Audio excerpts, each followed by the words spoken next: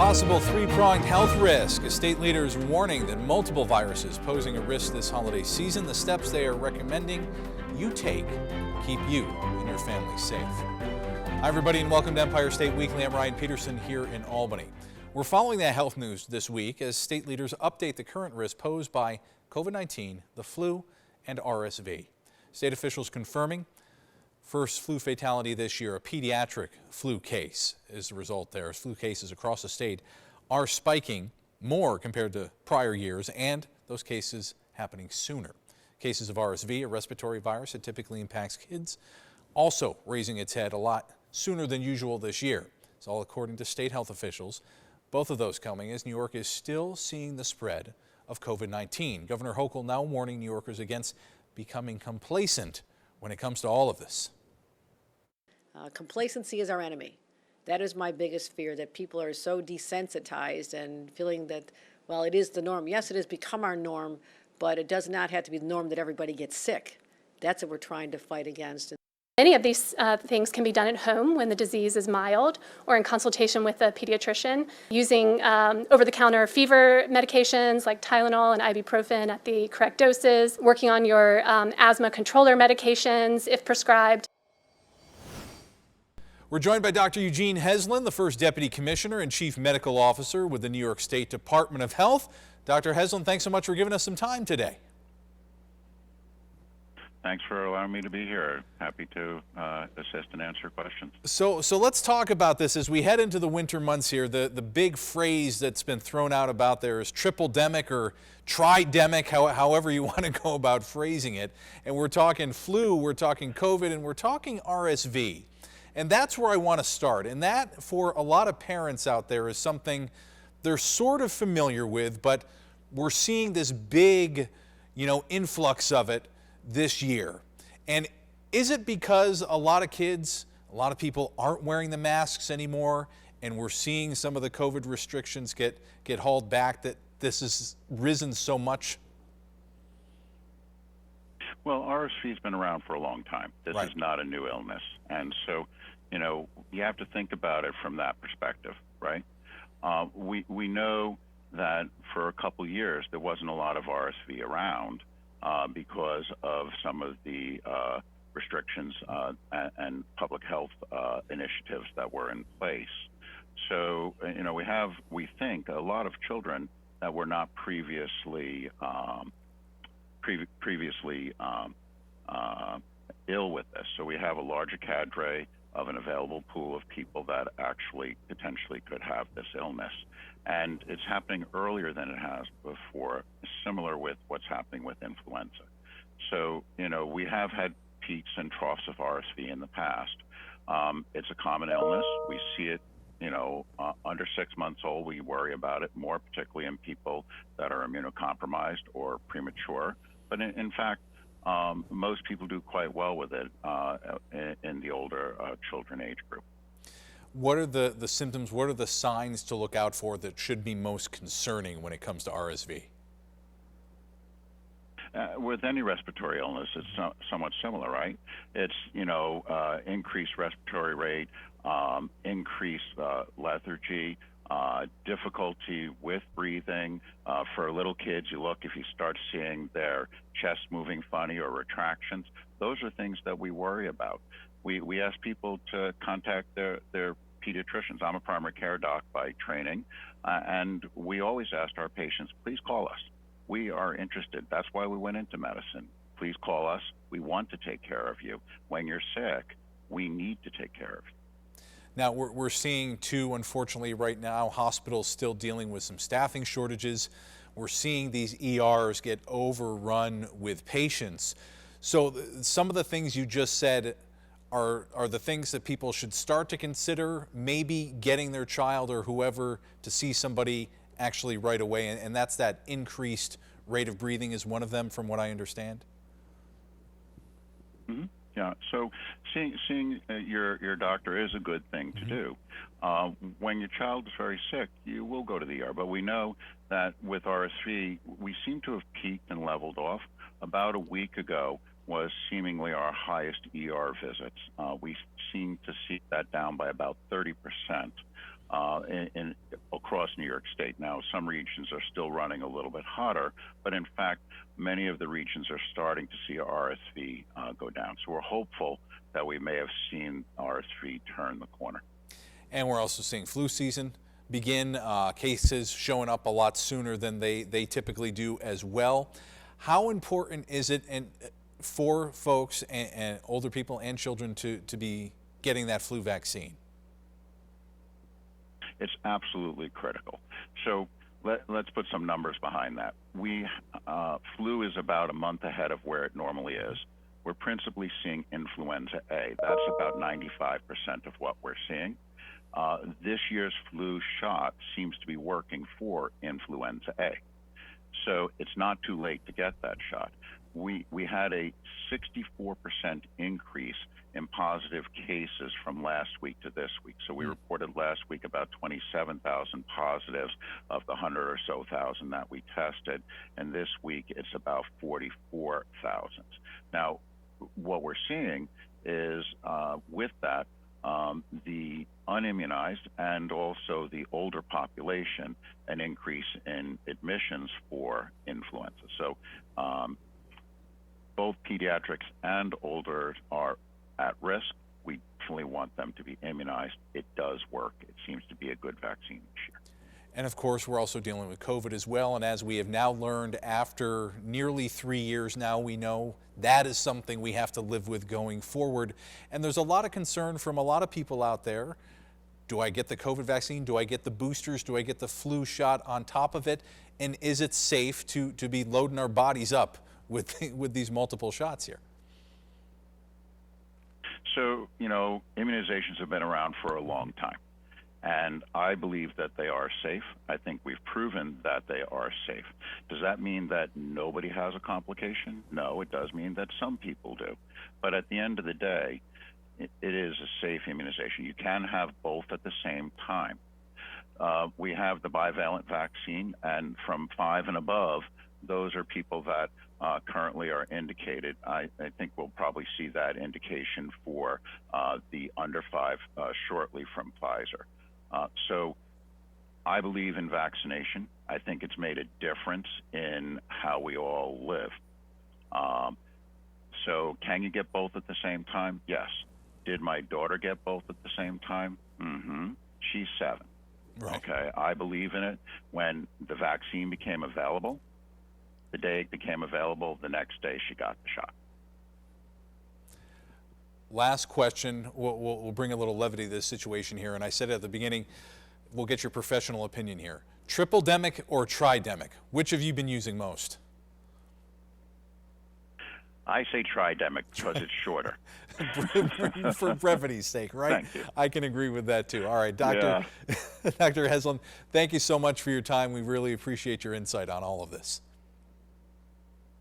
Really appreciate being here. Happy to come back. Happy to continue the dialogue. Will do. Have a great holiday. Thank you, Dr. Heslin. New York is beginning to see some snow this winter. That historic storm that hit Buffalo earlier in November. But is the State Department of Transportation prepared to handle that weather all across the state as we head into the winter months? We'll speak with an expert on just that and the push to hire more plow drivers. Remember, if you had a comment, story idea, please let us know. Email EmpireStateWeekly@gmail or find us on Twitter.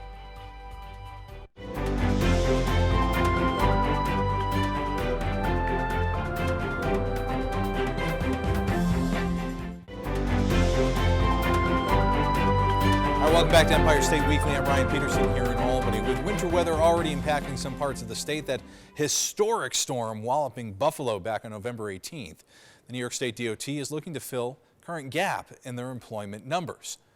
They're currently looking to hire over 500 people statewide as part of their winter preparedness measures. Openings include plow drivers, that's the biggest one, engineers, and mechanics. DOT spokesperson Brian Vigiani explains why the need for that workforce is so vital. Everyone's got to travel. Everyone's transportation is so vital. You got to get from point A to point B, whether you're driving, walking, bicycling. We're about all different modes, and you'd be helping everyone.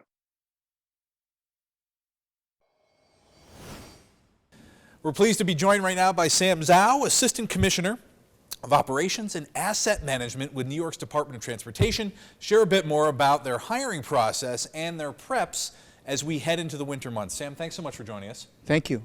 So I want to talk to you first about, I had mentioned this earlier, about your warm-up here, so to speak, with the huge storm we saw out in Buffalo. 7 feet of snow in some areas. What kind of challenge does that present to your plow drivers and everybody to clear the roads? Well, snow, New York State is not stranger to snow. Sure, certainly not. And no. 7 feet is, in any scale, is big. Yes. Actually, I deploy myself to Buffalo area in preparation for the snow operation. And man, we're looking at the snow forecast. It's getting bigger and bigger. And you know, it is certainly unprecedented, historic for this event. I want to share some stats. For the whole period, about 2 days, our Buffalo sees about 82 inches of snow in 2 days. And the highest snowfall rate was 6 inches per hour. This is definitely historic. Yeah. Yes. Hard to keep up with. So not only are we using, the state resources, how many private contractors were brought in to help out here? Yes, I want to go back a little bit. So, Sure. as I mentioned, we are no strangers to snows. Yeah. We usually prepare for our snow operation 72 hours ahead of the event. And for this event, we certainly prepared well. We actually send in more than 150 snow operators across the state, particularly from east, sent into the snow lake effect snow area. That's Buffalo area, that's Watertown area. By the way, I don't want to forget to mention that the Watertown get 84 inches on record. So we send in about 150 people, our own workforce, to help out the snow plow operation. And obviously, after the snow was removed, there is a cleanup to do, Right. especially in the city of Buffalo. They were buried. And we actually not only, and the governor declared state of emergency, which allowed the state to help the locals do the cleanup. So we actually deployed hundreds of equipments and the manpower, not only from DOT state forces, but also our contractors. Sure. That includes loaders and dump trucks. So Yeah. And as we head into the rest of the winter months here, because as we know, that snowstorm came, technically not even winter yet. Yeah. You got a big hiring blitz going on right now, Yes. from what I understand. So who are you looking for, and what sort of jobs will they be doing? Yep. So statewide, DOT is maintaining about 37,000 lane miles. We actually own 44,000, but about 6,000 lane miles we have contract with the municipalities, so they help us a little bit. Out of that 44,000, we have about 37,000 lane miles that we have to maintain, which we have typically 1,600 plow trucks that maintain this vast system across the state. I want to just mention one very interesting stat. Every time there is a statewide snowfall and all the 1,600 trucks going out, and just for one beat, we call it one beat, it's basically one cycle, and they come back and reload. Right. One beat is equivalent to driving around the earth 1.5 times. Can you imagine that? It's a lot of roads. It's a huge workforce we need, and asset we need. That's why we are hiring. So typically, we need about 3,500, precisely 3,528 plow drivers, and plus about 300 mechanics who work around the clock to fix vehicles while they're in operations. So for out of the 3,500 snowplow workers, right now we are short about 450 roughly. Okay. So that's why we are doing everything we can, try to recruit. You have seen we participated in all state fairs. We actually put messages on billboards, our own VMS signs, and invite folks to, to join the DOT forces. So go ahead. Now, the big plow trucks that we see on the roads, is a CDL required to operate those or no? Yes. Yes. So right now, typically we DOT hire called a CDL Class A and B Okay. drivers. That's our typical a pool of candidates we try to hire. And as you know, short of CDL drivers is a nationwide problem. And I just read some stats that nationwide we're short of 80,000 CDL drivers. So we certainly that's our core pool of candidates that we try to recruit. This year we did something very unique. As long as you're 18, as long as you have good physical and health record, we can hire you and we will train you to get CDL.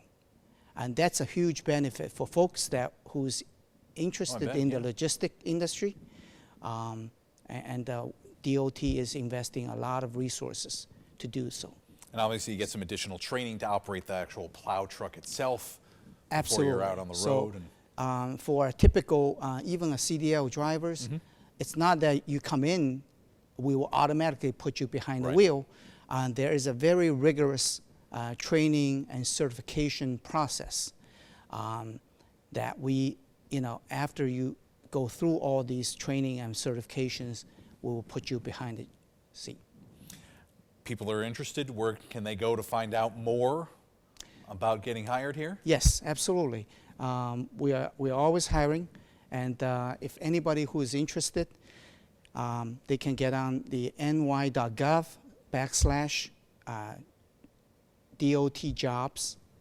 I'll repeat, ny.gov/DOT jobs. And we'll get that online as well for everybody to link right to. Sam Zhao, thank you very much for your time. We appreciate it. Thank you. Well, the search is now on for New York's next state health commissioner. When we return, the details on the resignation that will leave the state without a commissioner once the new year begins. Hey, if you got a comment, story idea, please let us know. Email EmpireStateWeekly@gmail.com or find us on Twitter.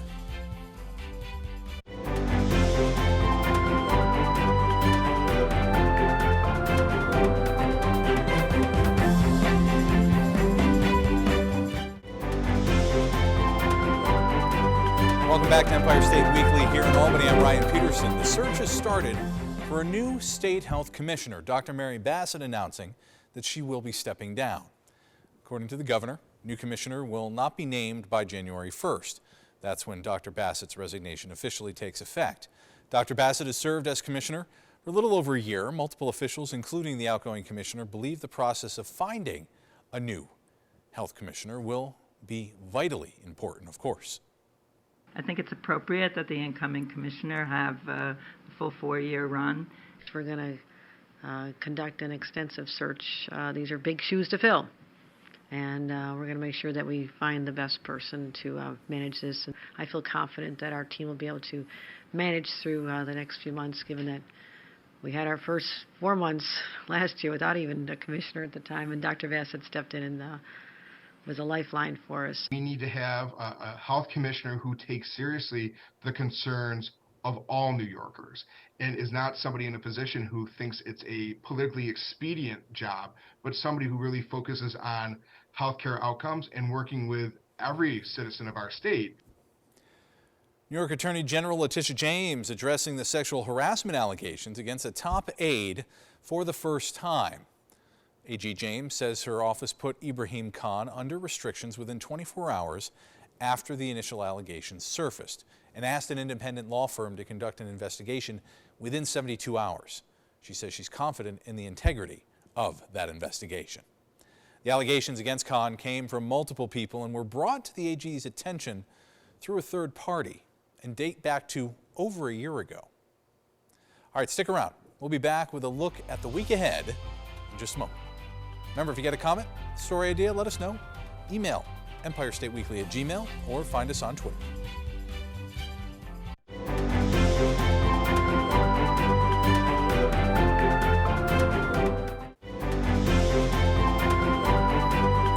Finally, here on Empire State Weekly, major changes could be coming to New York State politics as the state's Independent Redistricting Commission has released its latest redo of those assembly district lines. Now, these maps came about after the commission failed to reach consensus earlier this year, and the legislature tried to form their own maps. State court struck them down because they didn't follow the proper procedure. Now, next week, we're going to be speaking with a redistricting expert on the biggest obstacles the new maps now face before they are accepted. From all of us here on Empire State Weekly, I'm Ryan Peterson in Albany. We'll see you right back here next week. Don't forget, you can catch Empire State Weekly all over the state. Here's the full schedule of where you can see us on 10 television stations across New York.